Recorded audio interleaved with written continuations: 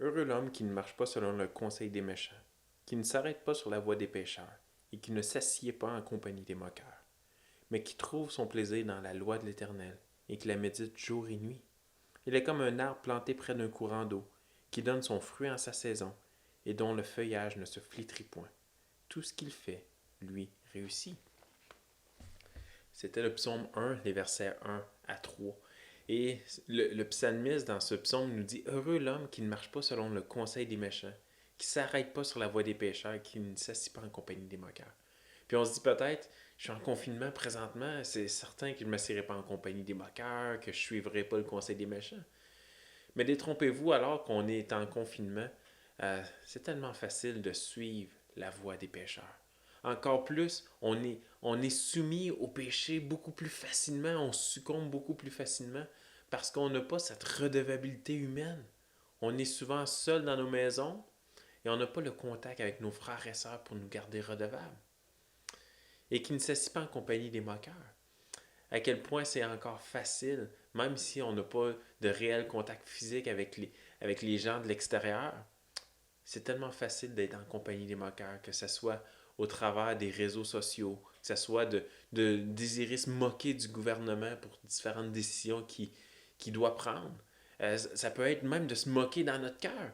Et donc, vous voyez à quel point que même si on est en confinement présentement, c'est encore très d'actualité. Et ça continue en disant: mais qui trouve son plaisir dans la loi de l'Éternel et qui la médite jour et nuit.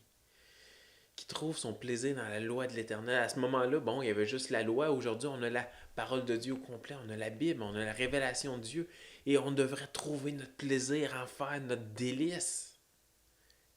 Continuellement. Faire comme le psaume 119 qui faisait de la parole de Dieu ses délices, qu'elle était toujours dans sa bouche, sur sa langue. Elle était toujours présente sur son cœur. Et qu'il la médite jour et nuit.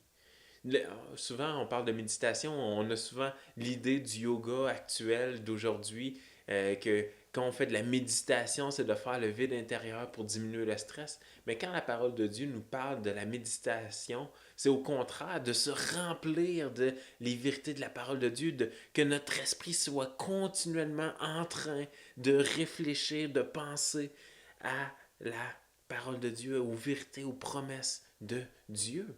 Et donc ici, de trouver notre plaisir dans la loi de l'Éternel. Et on sait qu'à quel point c'est difficile quand notre routine elle est chambranlée par toutes sortes de choses. Et présentement, avec le confinement, notre routine elle est chambranlée. Mais encore plus devrions-nous mettre l'accent sur notre temps personnel avec Dieu au travers de sa parole.